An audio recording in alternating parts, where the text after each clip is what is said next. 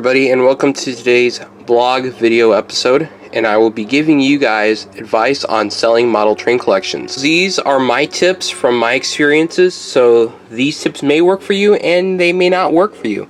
If you have sold collections in the past or now, and maybe in the future, please leave tips and comments for this video to help me or others who will get into selling collections very soon. So here we go. The first step is agreements. The most important thing is to have a written agreement between you and the family. This will create transparency between both sides, and you should list the commission and other details you might have. Remember to explain to them that they won't be getting much for items because of the value and depreciation. I also put in the agreement that they will be paying for the tables and other expenses to sell at train shows for selling their products. However, some of the times, like if I go to a show and there is a small fee of $5 to sell, I will split the fee in half, or I will eat the fee. Number 2 is sorting out items. The first thing I do after the agreement is signed is to pick up stuff. I usually grab some of the items at a time, but if the situation occurs that the home needs to be vacated, make sure you have lots of space in the areas you will be storing them in. You will need trash cans, recycling, and empty bins.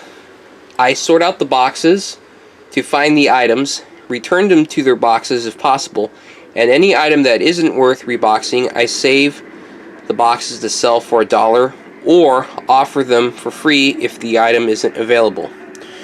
You may encounter parts, save them, and try to sell them if possible. If you can give them away, that is more ideal.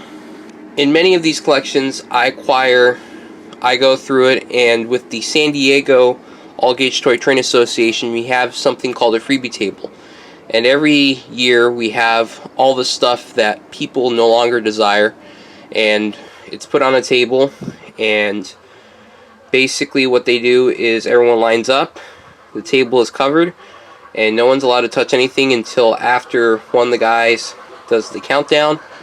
And there's a bunch of cool rules that are in place so people won't be taking everything and anything, because the freebie table changes every year. You really don't know if you're getting the same stuff year in and year out, or you're going to get something different. The reason I said trash bin and recycling bins is because there may be items that you definitely don't have anymore, or items that the boxes are completely destroyed and it's time to recycle them because there's no way you'll be able to restore these boxes. And trash for items that are like paper and other things that have no value. Basically anything that can't be saved or can be saved for giveaways or junker boxes. If anything like that you know is not going to be given away or no one's going to take, just throw it out. During the inventory process, you should also be testing out any of the locomotives and rolling stock that might go with the locomotive. For example, if I would test a set of E8s, I would run passenger cars if there's any with them, and I would take videos. Now, when I take videos of the locomotives operating, I will post them on YouTube as well. So you may see stuff that I'm selling in my collection, and then at the same time you may see stuff that I just purchased. So it is a unique experience selling model train collections, and there are many perks like this one, testing out trains, and who knows, you may end up buying something in that collection that you're going to sell. Inventory, anything that is sellable. I use Microsoft Excel to make my inventory. Make a few lists including the items for sale, what has been sold, and miscellaneous items. If someone has something that they've been looking for a while, see if you can find it in your inventory, and you can probably make a sale. Or you can let them know I have this item, and you can meet with them later to see if they're still interested in buying the item. Going to train shows to sell. I don't sell at the big name train shows The shows charge a lot for booths and tables, and I will only go to these shows if I know I have a big collection to get rid of. So if I have more than 3,000 pieces in a collection, I might go to the show. I usually go to shows with very low seller fees and table fees. So anything under 15 bucks, 10 bucks, I'll go. Many of the swap meets I go to charge $10 for table, or as I mentioned earlier, the $5 low flat rate fee. Lower selling fees mean better profit, and better profit means a bigger commission. The best thing you can invest in is a Costco, C-O-S-C-O, 3-in-1 cart. Costco, C-O-S-T-C-O, the wholesale warehouse, they sell these.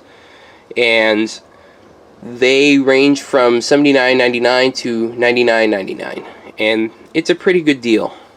I started delivering for Amazon recently, and I picked up one of these for both work and for model trains, and they work pretty well.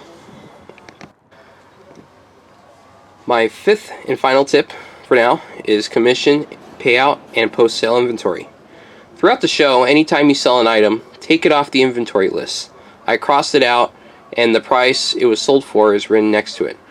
Once you're done with the sales, make sure you have updated the spreadsheet or inventory on the computer, and print a new inventory just in case you change the prices. Add some items, or if the inventory has changed substantially.